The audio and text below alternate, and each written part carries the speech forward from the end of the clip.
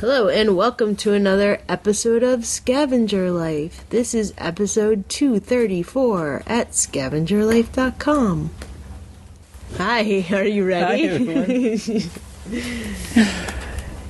So, welcome to Trash Shelf Radio, aka our living room, aka Saturday. The day after Christmas. Yep, and we hope that this finds you well, and you're photographing or listening or packing. I was packing a lot today. You were? So that's good. Yep, and I was loading up trash. Like a trash shelf should. And if you've chosen to sell on eBay as your profession, you found your people. That's us. Yes. So we do this for a living, as many of you know, and some of you do it as well, and this is where we come together to commiserate about it.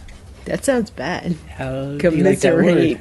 It's not a bad word. I know. It's a neutral word, but it sounds pretty negative. So this week so it's a day after Christmas. Yes. We just stayed at home. I think we did the same thing as last year. Last year we were in New York for Christmas. Wow, okay. Yeah, so we didn't go this year. Wow. So, but we didn't do any family stuff. We just stayed at home. Yesterday we cleaned our rental and checked, or 2 days ago we checked renters in. Yes. We cooked hamburgers. Yeah, Christmas Eve. Okay, so this was our Christmas Eve. We checked in renters who were coming for Christmas, which was super cute. And then we went to the gym. It was like very not holiday. And you were starving after the gym. You're like, we're making hamburgers tonight. It was kind of like a special thing. Christmas Eve hamburgers. Yep. They were delicious. And then we watched The Making of a Murderer. Making a Murderer. Making a Murderer. It is a documentary series on Netflix. It's a Netflix exclusive. If you have it's Netflix. They've been pushing it pretty hard, but it's good. Check it out. I mean, it's incredible. Very frustrating. By the end of it, you're like, I don't know what to think. Yep. So that's been our binge watching. Yeah, it's so interesting. We're now in this time. It kind of snuck up on us all, I think. Just that now you can sit and you can watch 10 to 20 hours. It's worth a program all at one time. It's really great, you know. I love it. And, we've been doing that for a while, even before it was really possible. Yeah. So that's good. Okay, enough about all that. So let's talk about eBay. So yes, we did very little shopping this week. We went to one place and we spent $23. Yeah, it just was not a shopping week at all. It was a doing other things week, you know.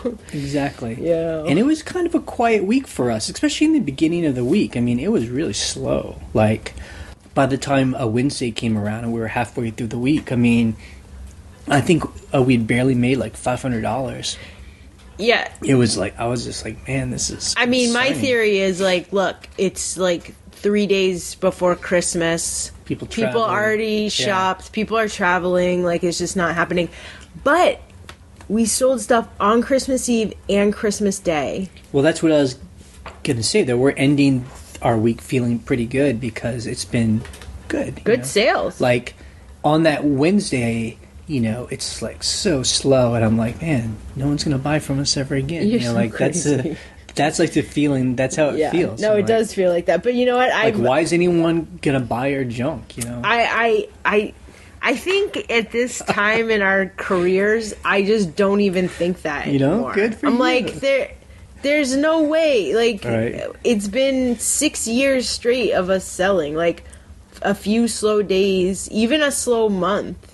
I'm just like, all right, that happens. What can you do? But actually, so it turned out not. We did very well by the end of the week, and we'll talk about our numbers in a second. But it also felt it's this week because it was the holidays. It felt like kind of just a slow life. It's a holiday week. We were just kind of like each day we had. I feel like both of us were kind of not getting the things into gear. Just kind of.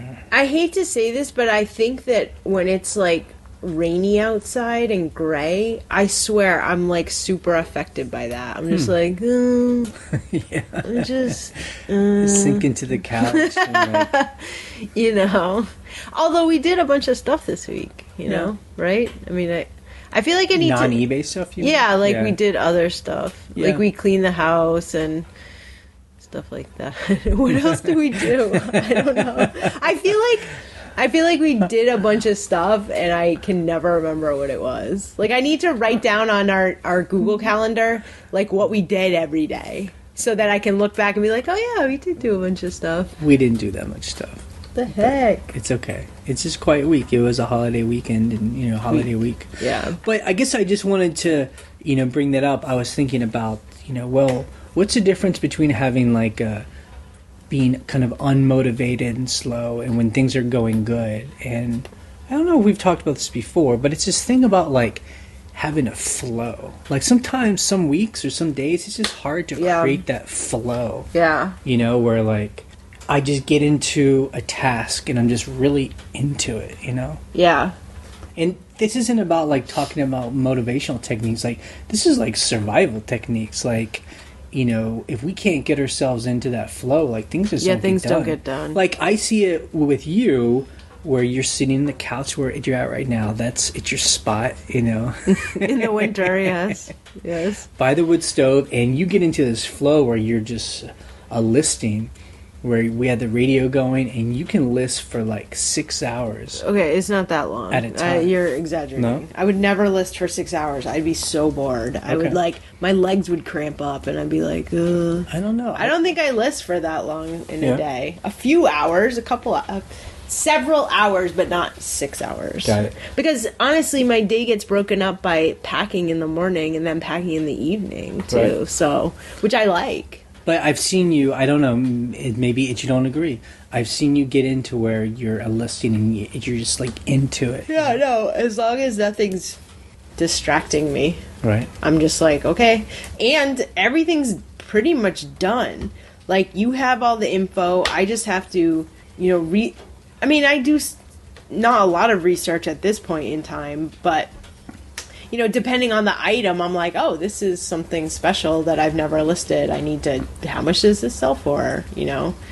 That's increasingly rare over time, but. Well, okay, maybe I'll speak to it from my point of view. So when I get into that flow, I don't really know how it happens. It's just sometimes, I get into something where I have to take pictures. I have to write descriptions of things, and I just cannot. It's just like I'm pulling teeth, and I just have to pull teeth. Yeah. But sometimes, and I don't know why it is, I just get into it where it's kind of interesting, and I'm just, and so it doesn't feel like work. It's kind of effortless, and I'm just into it. Once you start, it like the momentum kind of pushes you forward. Like, it reminds me of, we keep talking about this lately, going to the gym. Yeah. Like, I'll be like, okay, after we go do this thing and we're in town, let's just go to the gym. Like, we're not like, whatever, we're doing our own routine at the gym. It's not like we have to make it to a class or anything. We go whenever we feel like it. And you're like, or I'm like that, like, I don't know. But once you get there and you go, you're like, oh, that was fine. Like, I wasn't like, it wasn't. So I guess my question is, can you put yourself in that flow? Like, do you have control over that? Or like, I'm just going to do this and this is going to happen? Or does it just, it's kind of like, it just kind of comes out of the blue? Some days it happens and some days it doesn't. Because, like, I feel like it's this week, neither of us got in that flow. Well, like, I do want to mention this because I just remember this. We actually cleaned the house twice, or 1.5 times, because some friends came to visit and we kind of like cleaned it for them and then waited for that, and that like killed a whole day. That's fine. So I will say things like that kill a day. But in terms of getting into the flow, I think you can make yourself do it if you're like you make like a mental schedule, which you constantly do like 5 times a day. Why don't you say that? Like... God, sometimes I just can't do that. But if you're like, okay, I'm going to do this, this, and this, and then I'm going to get to work. I'm going to put a load of laundry in, I'm going to eat breakfast, and then I'm going to do it. Like, I'm not going to just piecemeal start working, and then I didn't eat breakfast, so I got to whatever. It's like you have to just be like, this is the block where I do this. And I can do it for this long or this long, depending on how I feel, if I get bored. I think you can do it. Okay, cool. But that being said, and this is your advice always, if you cannot get motivated to do it, you're wasting time if you're like trying to get yourself to start doing it and you're like, I just have to do something else because I'm clearly not getting this thing done, you know? Pick up, you just gotta start it. Start something else. Start something else, yep. You know? Something that does seem fun. Something that you're like, well, I'd rather do this right now, you know? I mean, I know you laugh at me, but that's the only way that I can work on. It's my phone. It's use notes, and I just always have a list for every day. That's amazing. But the thing is, I rarely get all of it done. See, that's why I can't make lists, because I'm like... Yeah, but the whole point is not... I mean, I know what the whole point is. The whole point is not to do all of it, but, like, for regular people, they're like, that's just too much. Like, there's so many things on the list that it's, like, overwhelming. You're like, oh, I'm never going to get all that stuff done, so why should I? So it's kind of like... I get going and I do the first 2-3 things and then I start slowing down. I'm like, all right, this stuff is going on tomorrow or the next day. Oh my whatever, God. You know? That's great. I function differently Yeah. than that. I just do. Good. I Yeah. think it's good to have a mental list. Like for me, I'm like, okay, these are things that I should.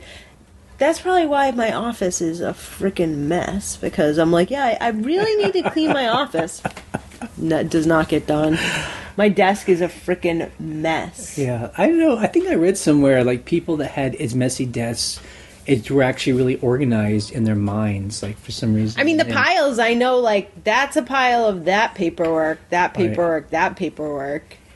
That all needs to get put away. Yeah. And I haven't put it like, away. I'm the exact opposite. My little area is, like, really super clean. I know. And, you're very good. That's one is not better than the other. Well, let's just say. It's just all about getting stuff done. Yeah. I mean, I guess I just wanted to bring this up because, you know, on a week like this, it is interesting just to see, it's noticed it. Just sometimes it's hard to get motivated. Yeah, you know? yeah. And it's just the way it is, you know. But the good thing is, most of the time you can get motivated. Like, if you're never, ever, ever getting motivated, that's a problem. Yeah. Like, if all the time you're never doing anything, that's a larger problem. I guess I'm just trying to think about when I had a job and worked for someone else, and, you know, they were paying me either by the hour or on, you know, they were just buying, it's my time, a salary job. I'm just trying to think of how that operated. Like, it's kind of like they're paying you to work, but a lot of times you're not working every single hour, and it's just interesting how they motivate you to get stuff done. I guess they just like throw stuff at you, and they're like, okay. Well, when I by met 5 you, o'clock, I need this. When I met you, both our jobs were like this, where I had a certain amount of tasks to do that night because I worked the overnight shift. And if I got all those done, I just do whatever I wanted. Right. Like, I bring my laptop and I'd work on whatever I wanted. Or, well, this machine was doing X thing, because I worked with all the editing stations at this TV station. You know, that's going to take 3 hours. So I'm just going to go do something else. I got you, right. So I guess a lot of jobs, there's expectations of you because what you do affects someone else, and you're like feeding a finished product to that person, whether it be paperwork or something like that. And so if you finish those tasks, and then you're like, well, I have 3 hours left over, and I have to be here. Yeah. I'm just gonna do my own thing. Right. So I guess work. So I guess that's how it works. Like a company or someone that hires you, they kind of give you a set amount of time to do a task, and if you can get it done faster, there's kind of the assumption that then you can kind of slack off. I mean, when you were at your job, when I met you in New York, every single time I came to see you, or before, because you would be on the email list. I mean, you'd be like we had this like big kind of community like forum thing that was like super intense.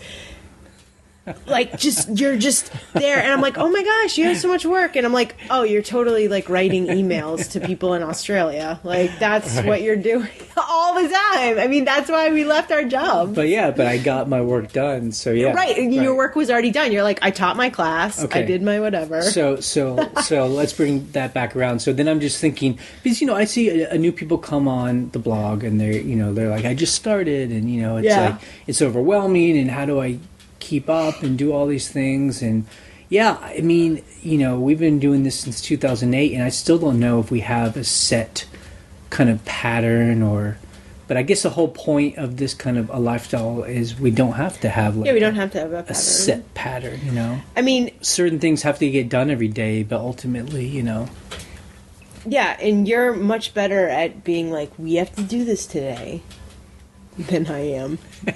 You say that like... But I don't know. I think, I don't know. I think you do. I don't understand.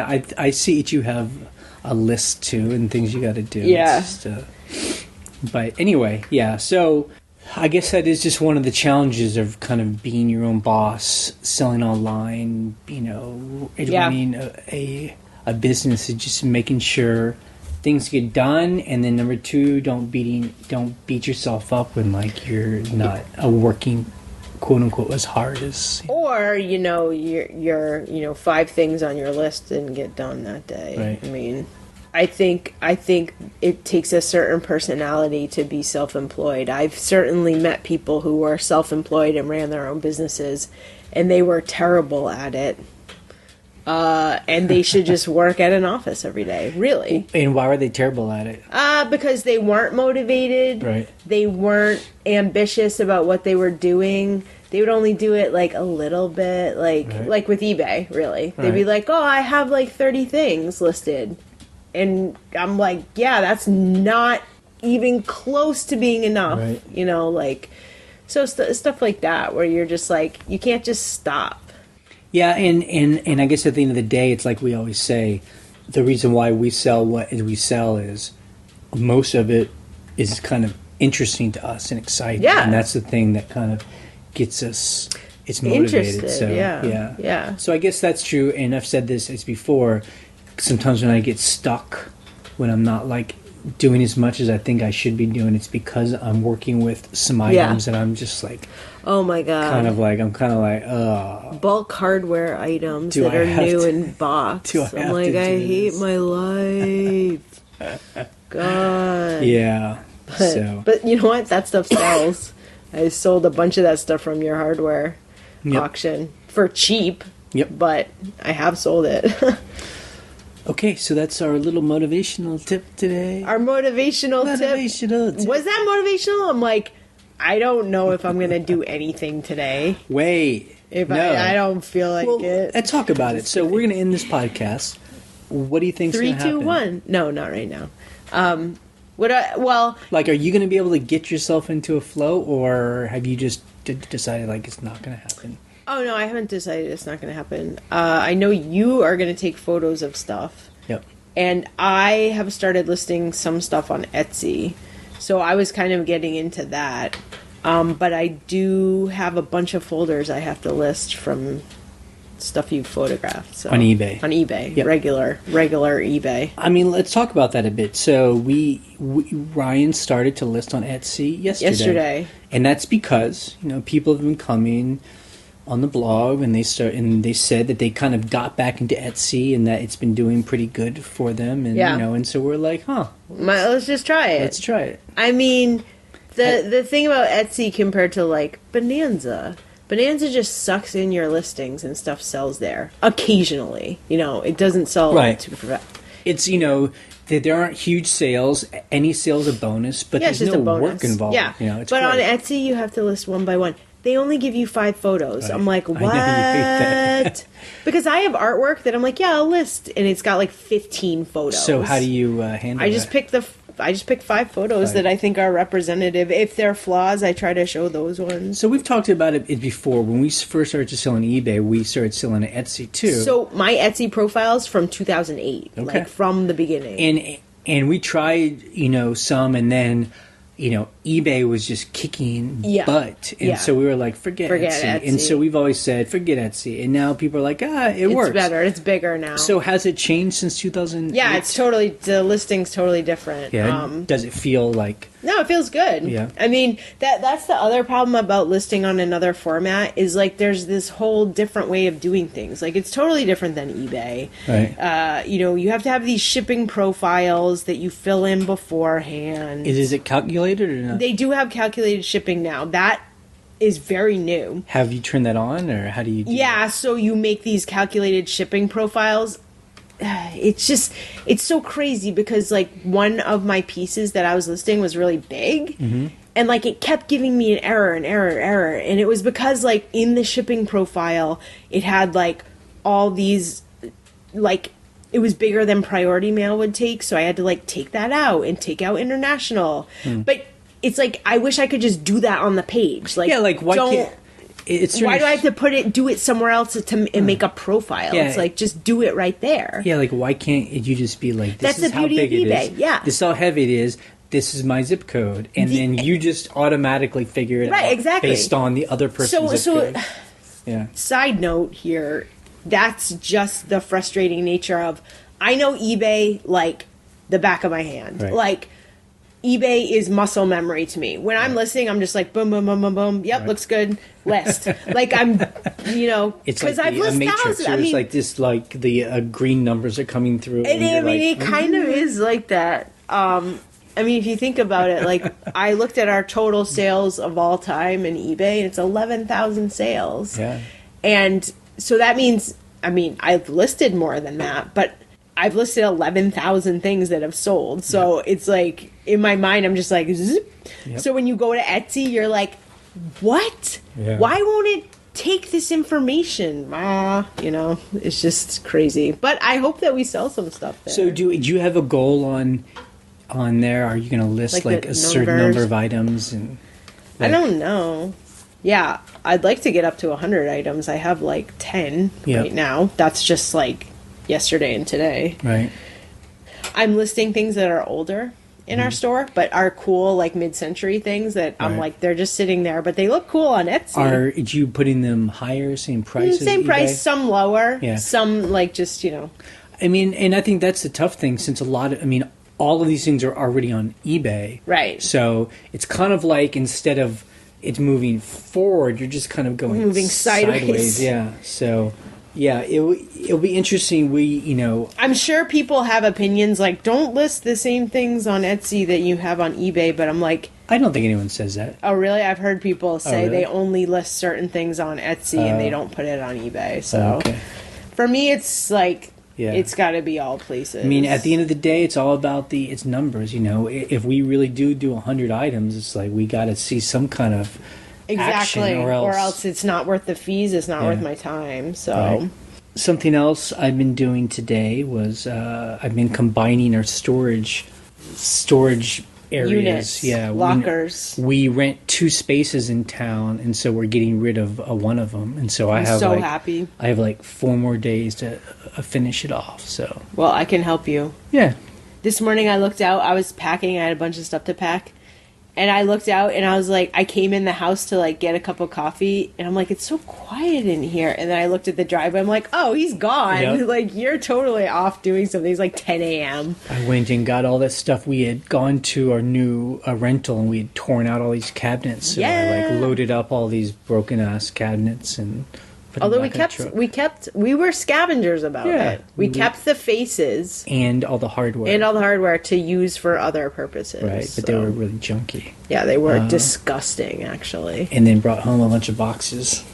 That was good. You were talk about being motivated. Yeah, I don't even think you had a cup of coffee yet. You were like out the door. You took it with you. Travel mug. But yeah, that's a good example of like. Is not. I was lying in bed. I was like, I do not want to do this. You just have to go do it. But I just got up, and then it was fun. I saw guys at the dump. I saw your dump buddies, friends. my dump buddies. You're like, hey guys, what's up? I'm like afraid to talk to those guys. Yeah. Yeah. And then before we talk about the numbers, so this week was a big week for us. We pulled the trigger on buying a new metal roof for our rental house, this new rental house. I feel like every time I tell someone we're getting a metal roof on that house, they look at me like I'm crazy. Why? I don't understand. I don't know. I don't... Who? A metal roof, like... Like, it's your mom? Yeah, and I think my mom was just like, huh, why are you getting a metal roof? I'm like, because a metal roof is the best kind of roof you can get possible in the whole world. Right. Duh, it costs way more. Yeah, well, so it's something we know. And so I have a reason to talk about this, and it has everything to do with eBay. So we knew when we bought this new rental that we would be putting in about $40,000. Yeah, you know? that's a good estimate.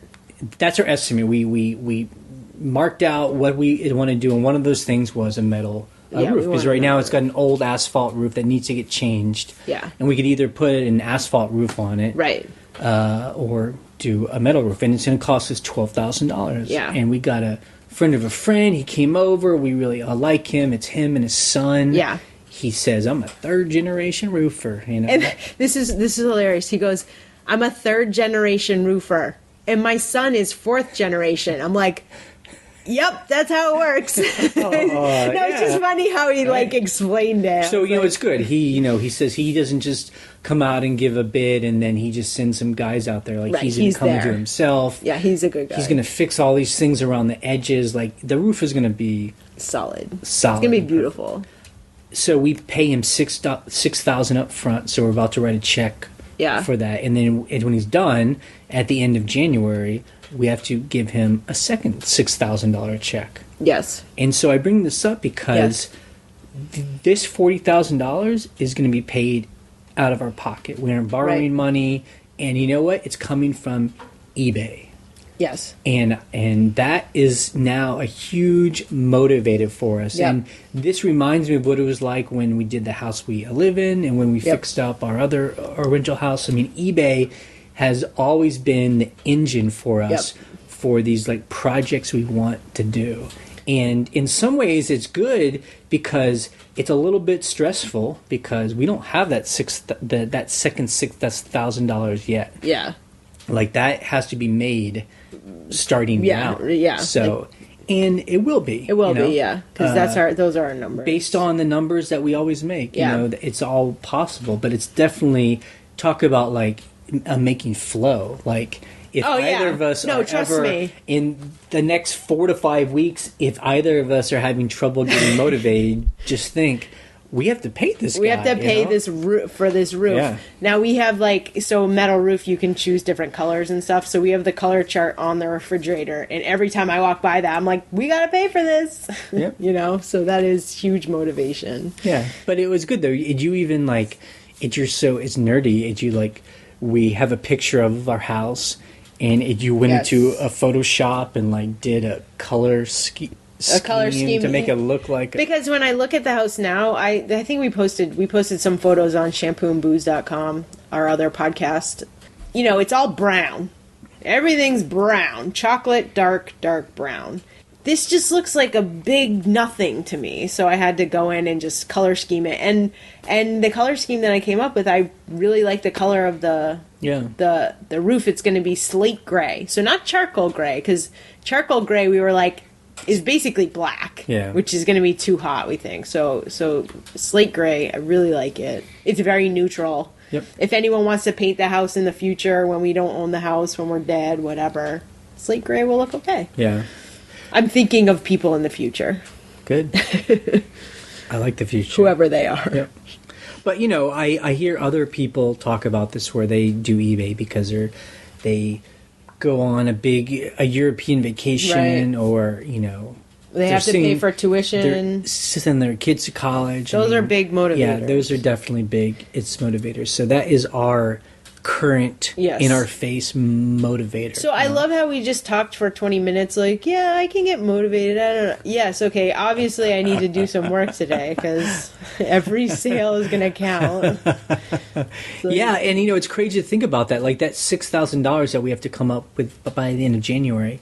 I mean, it's almost too overwhelming to think about it this way. But the way it always happens is buy like $30 and $40 Yeah. items. I mean, really, like that's, you know, we will have some larger sales, $100, here and $300, but really it's $30 to $40 sales. And it's like, when I think about it, like, are there enough people who are going to come and buy our like random weirdo kind of stuff that we've scavenged? Like, the answer is yes. And it's true. And I think if I was talking to myself back in 2008, I would be like, that's insane. Like, you're living in a fantasy. Yeah. But our experience month after month has been like, it happens. Like, I don't quite know why, but it just does. Like, today we sold, an hour ago, we sold for $50 these 2 little hand-painted cast iron bookends that look like a train. I mean, it's such a random kind of tchotchke. We saw it on a shelf at a thrift store. Bought it for $1 and it sold for $50, and I'm like, there you go. Yeah, it's the first thing they ever bought online. Yep. But that's how we have now. We live our life this way now. With some relative confidence that it's going to work out. I mean, hang on a second. I'm having a wow moment here, right? Okay, that's the fact that you just called it that is not a wow moment. I mean, think about it. We have enough faith in our eBay business that we're willing to make, a commitment to pay somebody for a job. Right. Based on, what we know is going to happen from our history. I mean, the numbers year after year are consistent enough for us to be okay with that. Yeah. So, it's good. And don't go out to pizza on Friday. Yep. That's it. That's for sure. Okay, I think maybe my wow moment isn't that big of a deal, but it is a big deal. It has to be a big deal, or else we couldn't run our other businesses. So let's talk about our numbers this week. Okay. In our first store, our main store, and it's still Saturday, so our day isn't over yet. eBay's week ends at the end of today, so we expect to sell some more. But we made about $900. It's not bad. Not $900. I know, right? But I mean, the thing is, like I said, it was like $400 or something halfway through the week, so we've actually done pretty well. Bonanza, we sold $60 worth of stuff. Okay, so that's good. A couple nice sales. And then our second store, we sold almost $400 worth of stuff. Yeah, so $360. Yeah. So we've made $1,300 this week. That's not bad for the week of Christmas. I'm hoping we can do another 100, so that means we're at $1,400, so we're selling about $200 a day average. Yeah. And that makes me feel good. Yeah, that's good. I mean, if we can make that, we're good. Yeah. Like, these are the numbers we need to make to pay the roofer. Right. So let's keep it up. Yeah.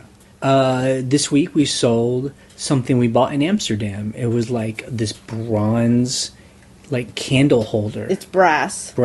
Yes, it's a brutalist style menorah. And it sold the day before Christmas, and I said, Jay, when is Hanukkah? And you're like, Hanukkah starts, like, tomorrow.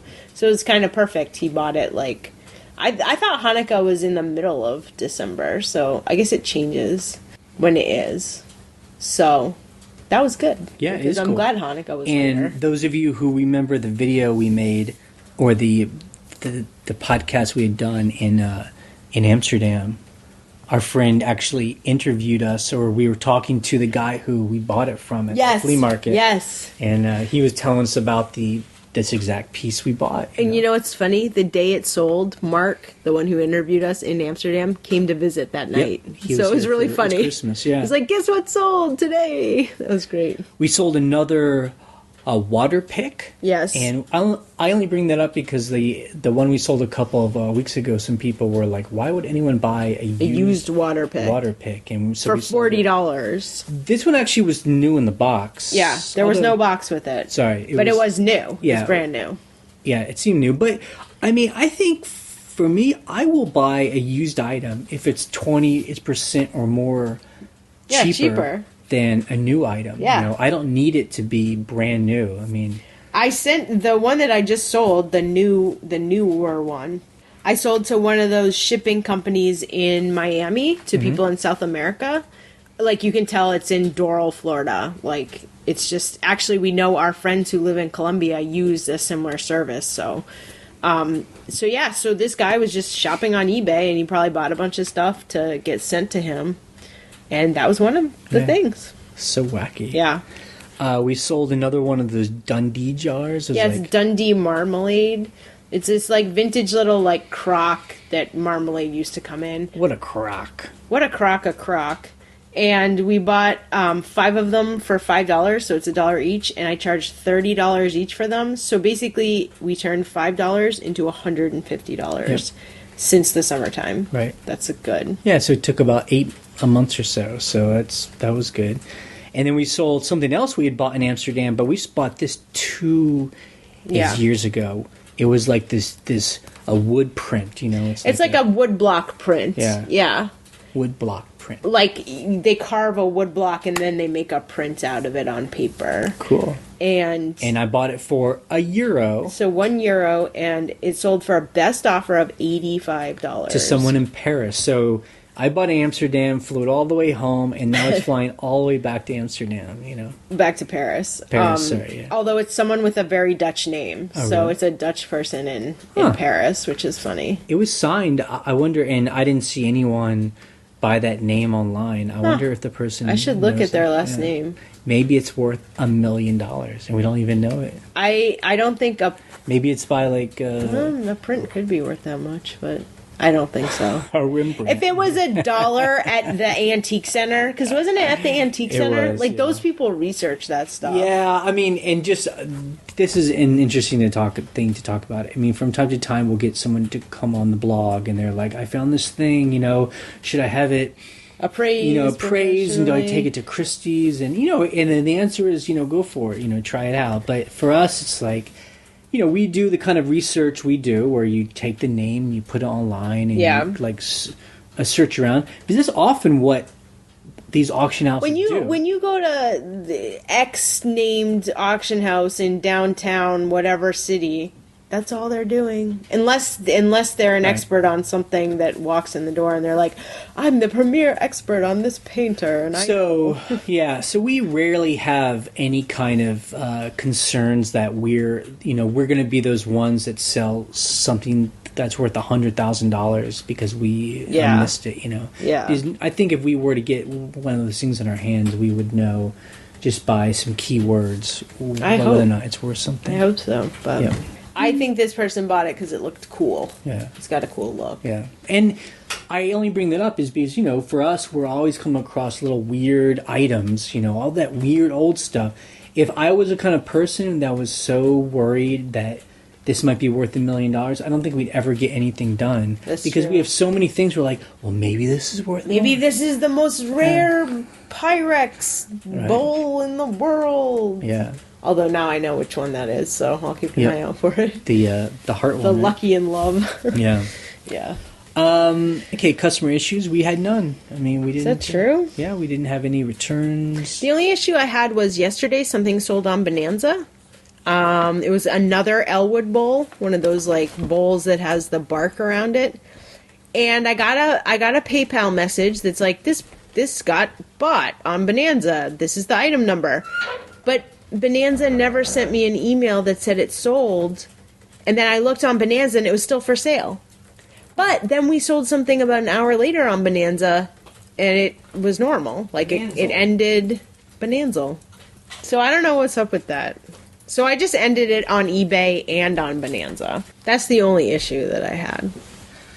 I mean, I'm going to be optimistic about it, but I think also just everyone's traveling, they're getting their stuff. I feel like what happens is people are giving its presents, or they're opening things up after the holidays, and then they're like, they want to return it. This isn't what I thought it was, or they want to exchange it. So we'll see if that keeps up. The good thing is the stuff we sell usually is pretty unique. So you're hoping that someone bought a unique present. So I love that this is the only news item. You can now sell empty boxes on eBay. I thought you had said that you had known about this before. Okay, here's the thing. I was getting that mixed up with you can sell like dust covers for purses and shoes. Right. And I think that changed early on. And just so people understand, eBay has had this thing where you can't sell, like an empty box for an item or a dust cover for a purse, because I guess... Yeah. I don't know exactly why. I guess because... I'll tell you why. Go.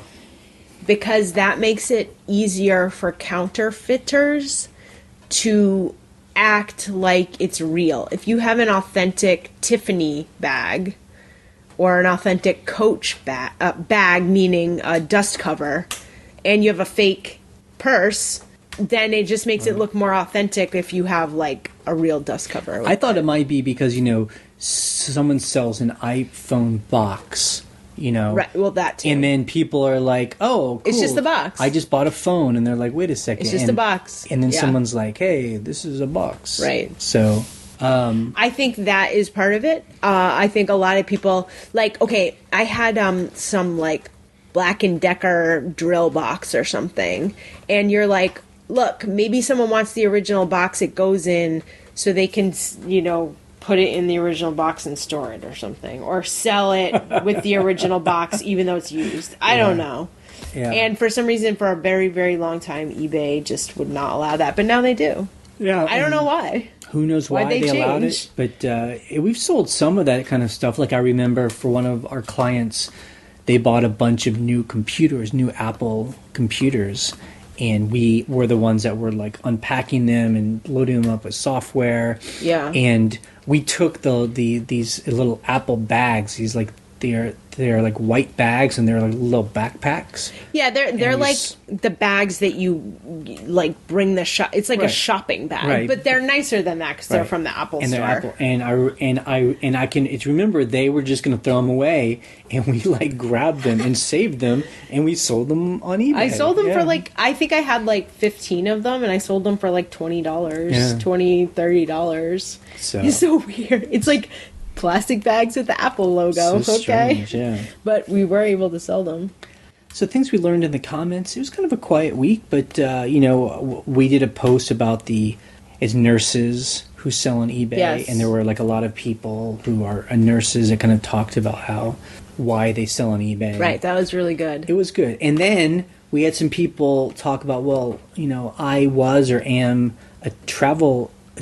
How do you call them? Travel attendants? A flight attendant. Flight attendants. A flight attendant. Yeah, flight attendants. And they're like, a lot of flight attendants sell on eBay too, because I guess that they're traveling to different towns and they're like... And scavenging there. Scavenging, yeah. Well, when it was Frank that said that, because Frank was a flight attendant. I don't know if he still is.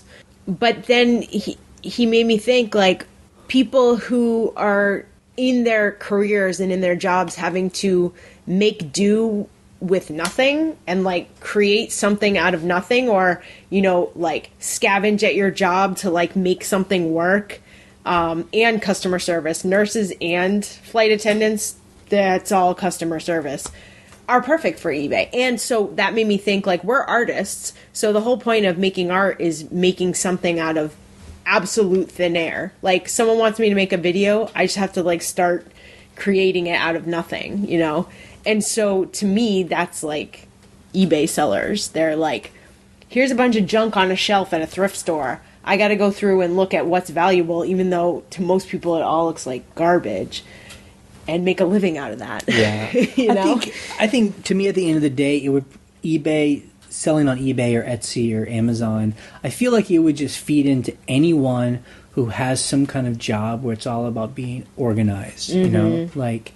a nurse, I can imagine it's all about being on a schedule and you're having to organize all these patients and things. And if you're like a flight attendant, you're having to be organized because things have to happen in a certain order and, everyone has to be happening at the same time. For artists too, it's the same thing. It's all about you're organizing like your ideas and, so I guess it could work for I think it feeds into certain types of workers. Some guy came on, I forgot his name. I'm sorry, I forgot. He was like, I'm a doctor and I sell a physician. On eBay. He said, yes, I'm a physician. Yeah, that was hilarious. And he said that he could actually work less, like do 2/3 time because he can sell on eBay, and he's paid off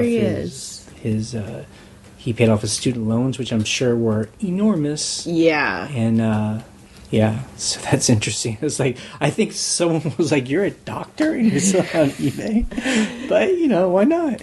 Yeah, I think it feeds into certain personalities too, of just like treasure hunters, and treasure hunters can be anywhere. Yeah, I think the difference between someone that sells online, like eBay or Etsy, versus like a treasure hunter. Yeah, I think of the flea market people is.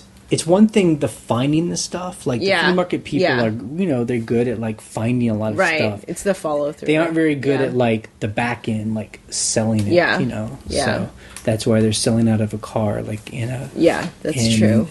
Like in an empty field. I guess it feeds into the treasure hunters who like the satisfaction of, number one, recycling an item, and number two, making money on that. Yeah, It definitely, that is huge for me. So, yeah, I'm sure there are lots of different personalities that it feeds into. Sure. But I'm definitely seeing a trend as to which personalities it is, which career directions people have taken. So, our coming week, this is kind of when we talk to each other about this. It's basically... Yeah, it's go time. Pay for the roof time. Seriously. Plus... And I don't like to mention this very often, we have a crap load of consignment art. Yep. That's the stuff that Jay's taking out of storage. Yep. And it's filling our porch, our kitchen, our living room, everywhere. Yeah, so we got this stuff about a year ago, and we've probably done about... Half of it? Half of it, yeah. And there's still a lot more. I counted 9 boxes of it that I brought over from storage. So, I think we can do it. Just got to do a concerted effort to do it. And this it reminds us, again. Oh, I'm reminded. Yeah. I will. No, you know what the saying is? What? Never forget. Yep. Never do consignment. Yep. Never. Yep. It's just, you end up, what it is, the person we're doing it for is awesome. It's good terms. It's very fair. All those things. Very relaxed. It's just you're doing work for somebody else. Yeah. You're doing work that other people don't want to do. Yep, that's what it is. Unless you're selling super high end stuff that's easy to flip, it just really isn't worth it. You know, because we can find enough of our own stuff out there. Exactly. Yep. Exactly. And I feel like we've put a pause on finding new stuff because we have to empty storage and we have to get rid of this stuff and sell it, hopefully to very interesting people, because it's very interesting stuff. But it's a lot. Yep. So our coming week involves that. It's like massive amount of pphotographing and listing art. And this is where I get stuck on, like, it becomes overwhelming to me, and I need your help. Yes, I know. I do. I am. Yeah. It's hard for me to list some of it, too, because I'm like, I want to list it, buy it now, because I want high prices. But then stuff's going to sit longer, and it's going to sit in our house longer. So it's a tough decision, you know. Okay, so we are going to answer some questions that people have either emailed us or called us about. Yes, you can call our voicemail phone number. It's on the blog, but it also is 540-407-8486. You have 3 minutes to leave a message, a question, or a comment, or anything you want. Hi, Jay. Hi, Ryan. This is Dave calling from Metro Detroit.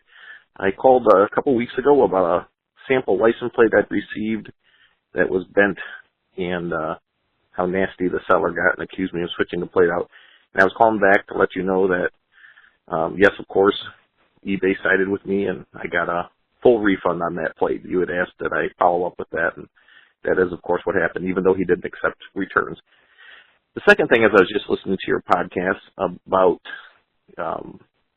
multi-item shipments through global shipping, and I have done 2 of those where they come through and they look like it's 4 different items that were sold, but when I go to pack them, it's all the one person is to Kentucky, to the global shipping center.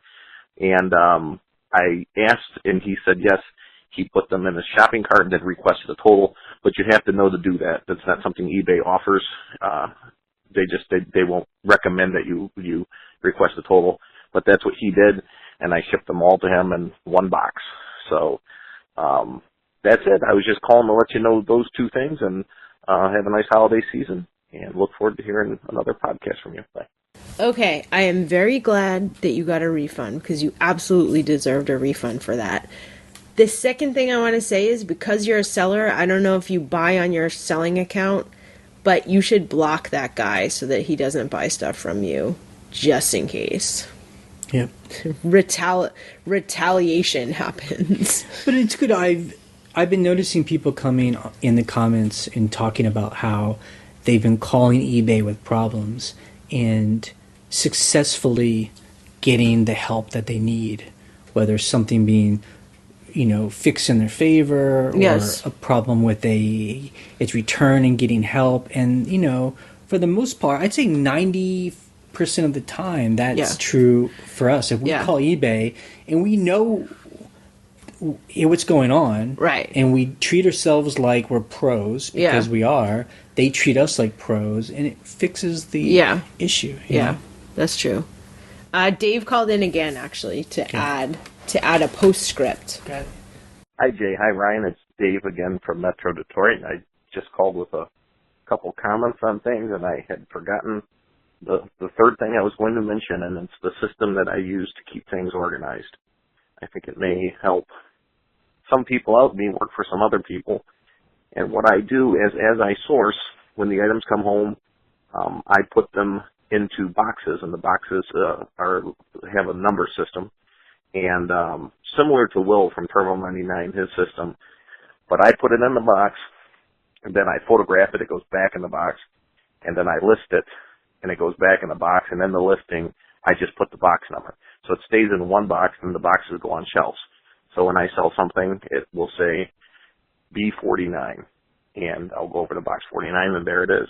And it works really well for me, especially since I'm going to be moving in the spring, and I need to move all this, and I don't want the store to be closed for too long. But I am the guy who takes the summers off and stays at an RV resort.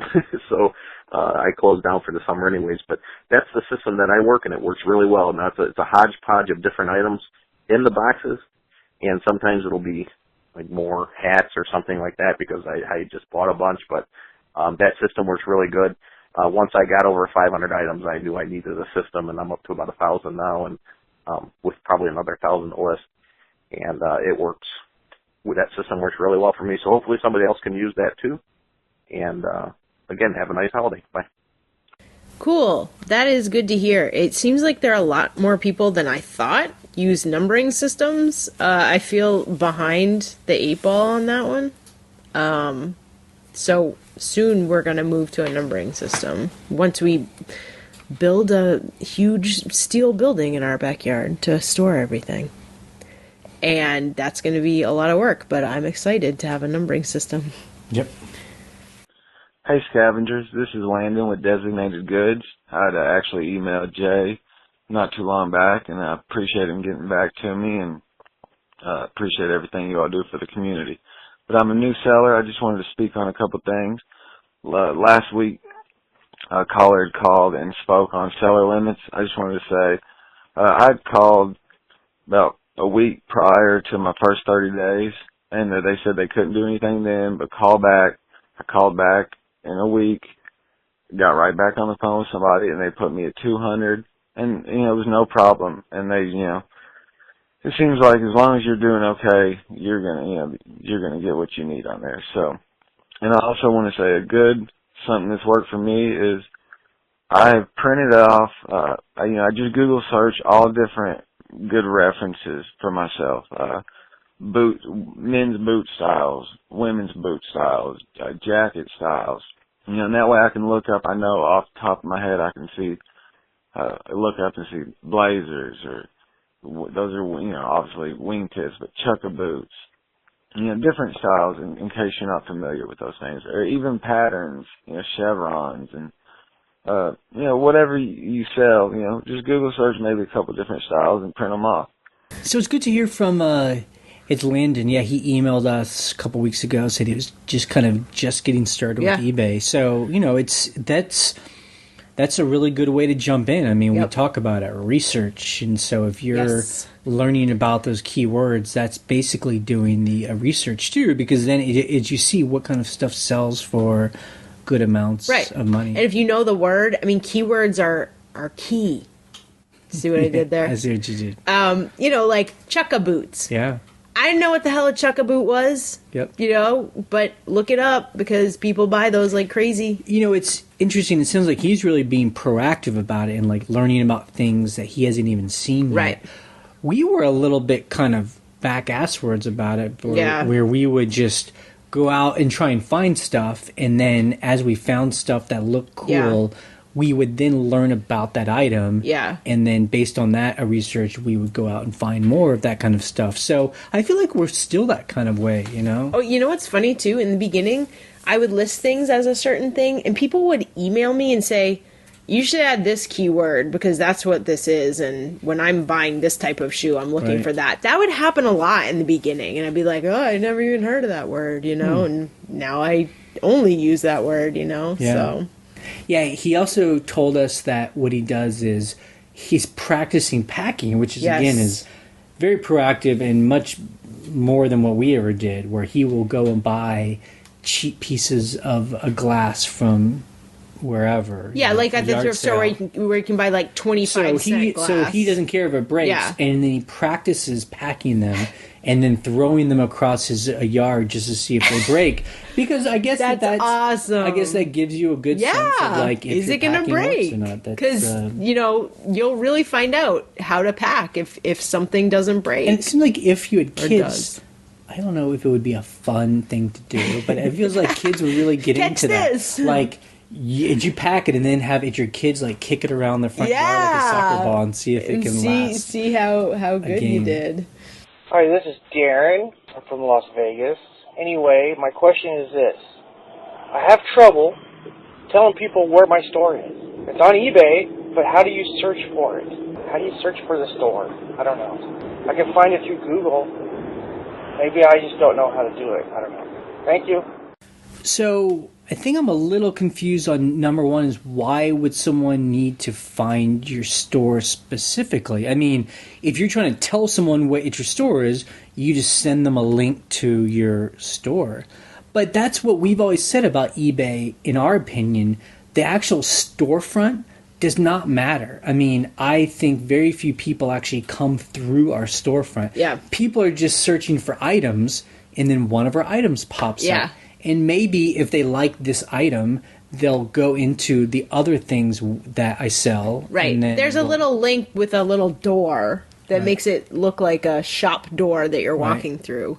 And that's the link to your store. Right. If you want to email someone that's where the link is, if that's what you're asking. But that's why we've always said for us, we like the general store model better. Right. Where we don't care about really the identity of our store. It's more about just like, it's just a big pipeline full of all this stuff we just throw in there. I mean, having an eBay store is just a way to pay fees differently. Right. That's basically it. Yeah. Like, I know a couple other professional sellers that don't pay for the eBay store. They just are, like, listing items. Right.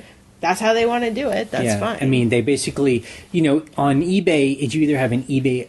I mean, number one, everyone has an eBay ID. Right. And everyone can sell through their eBay ID, or you pay for a subscription, which gives you a storefront. Right. Where everything can be found like on the storefront. And you can kind of organize it a little bit better with categories and stuff like that, but we don't really feel like that's a big deal. No. It's about keywords and good titles and, good photos, and people buy stuff. But he is right, though. I mean, how does someone find your specific store? I mean, I don't know. I guess the question I have is, why does someone need to find your store versus just find items that you're selling? Yeah, exactly. Hey, Jay and Ryan. This is Laurel in East Tennessee. Love the blog, love the podcast. I just had a few questions for you. I'm wondering if you ever tried drop shipping or looked into drop shipping and what you think of it. Also, I know you all have a bunch of like sheds where you store your stuff, and they're probably unheated and uncooled. So I was wondering if you ever had any damage happen to stuff, because we're getting ready to maybe put up a metal building, and we're just wondering if we needed to maybe throw a window air conditioner in there or something like that. Also, using your smartphone for eBay selling, that's way cool that you can do that now, but can you do everything on your smartphone that you can do from your laptop on eBay? I'm thinking not. I'm thinking that would be like a huge app. So anyway, those are my questions. Hope you have a great Christmas and a happy and prosperous New Year. Thanks. Bye. So drop shipping. I thought you could only do drop shipping if you were buying from like a wholesaler of like new goods. Like, how would we drop ship anything that we are selling? I mean, okay, so we're talking about something we don't know about, so maybe this is dangerous property. I mean, what some people do is they list items that they know that they can buy. Right. So when someone buys a barbecue tool set, they then go to their supplier's website and say, please send one of these to this person, and then they get a small amount of money, profit, and some people are like, great, I don't have to own the inventory. I don't have to buy it ahead of time. I don't have to store it. But eBay is actually cracking down on those people, because normally what happens is those things take a long time to ship because you aren't in control of the inventory. And also, as you may list an item, someone buys it, you go to your wholesaler, and the wholesaler is like, I don't have that anymore, and then you have to cancel that transaction. So it's a bad experience all around. So I don't see it as being a very smart way to run a business, just because it sounds cool, but I think that there's too many pitfalls, and eBay is cracking down on that. So having storage sheds. So where we store our clothing is temperature controlled, meaning it has a dehumidifier in it, and it has fans in the summertime. So the summertime, it really, Right. So we have two kinds of storage, and so two different kinds of things are stored in there. Our climate controlled storage is important because we have a lot of clothes and shoes and paper and things that we cannot have animals in there, and the temperature can't, humidity, like, that's important. But then we do have lots of storage where it's hard goods. It's a kind of things that we will buy that's been stored in a barn for 50 years, so it's been kind of in the elements, and then we just take it and put it into a shed, and it can freeze and get hot, and it's okay. It's fine. We've never had damage on hard goods. And then the third thing is, can you do everything on your smartphone that you do on your laptop for eBay? And I don't do everything on my smartphone. I don't list on my smartphone. Yeah, I mean, the good thing too is, like, if you go on our blog and go in the comments, if there's specific questions, there are people there who sell only on their smartphones, and they seem to really love it, and they've talked back and forth about how they do it, and and I get it. We've tried it a little bit where we were in New York. I didn't like it. Sell it. I didn't like listing on the app. It just was not intuitive to me. Yeah, I think that we just like the control of having a laptop, and for us, that's not really a bottleneck of, like, I mean, we aren't like, how can I make this simpler? I mean, and the other thing too is there are people who do half and half. They'll start the listing on their phone. They'll take pictures with their phone and upload it through the app. They'll save it as a draft. They'll do like 10 of those, and then they go to their laptop and like fill in the rest of the information. So it's kind of a hybrid. Or I've heard of some people, how do they do it? They like take photos at home, and then when they're at work and have some time, some free time, they like a list on their phones. I mean, people do it all different ways, and I think that's a great thing about now is that, we have these little tiny computers that are in our pockets, or then if you have your laptop or like a standalone computer. I mean, there are many places to do this, so you just have to figure out your own workflow. Yeah. So let's talk about dropshipping again real quick. So something else I thought. So, I mean, another way people do it is they have items that are for sale on eBay, and then they go to their website and say, please send one of these to this person. And then when they go to their laptop and like fill in the rest of the information. So it's kind of a hybrid. Or I've heard of some people, how do they do it? They like take photos at home, and then when they're at work and have some time, some free time, they like a list on their phone. I think that's a great thing about now is that, we have these little tiny computers that are in our pockets, or then if you have your laptop or like a standalone computer. I mean, there are many places to do this, so you just have to figure out your own workflow. Yeah. So something else I thought. So, I mean, another way people do it is they have items that are for sale on eBay, and their inventory is stored in the Amazon FBA warehouse. So when something sells on eBay, they just, tell Amazon FBA, ship this to this person. Yeah. And the good thing is that means they actually control the inventory. Right. They pre-bought it. It's there. Just someone else is drop shipping it out for them. And so that works. I will say that anytime that I've gotten things drop shipped to me, it's generally not a great experience for the customer. Like, I got this flea stuff for the cats. I bought it from someone on eBay. It was the lowest price I could find. And they had bought it online at, like, luckyvitamin.com because that was the invoice that was in the box. And it was $10 more. Yeah. I was like, wait, I paid, $40. They paid like $49. I don't get it. Yeah. And when I was like, it was flea stuff for the cats, I was like, I gotta put this stuff on the cats like tomorrow. And it didn't come. It didn't come. He gave me the tracking number. I was like, when is this shipping? He has no control over the shipping. It took like a week to get to me. I'm like, dude, obviously you don't have like boxes of this in your house. Right. Which would have gotten to me much faster. So it's interesting. I'm sure there'll be people on the comments that do this and might be able to give some better experiences. I don't know. Yeah.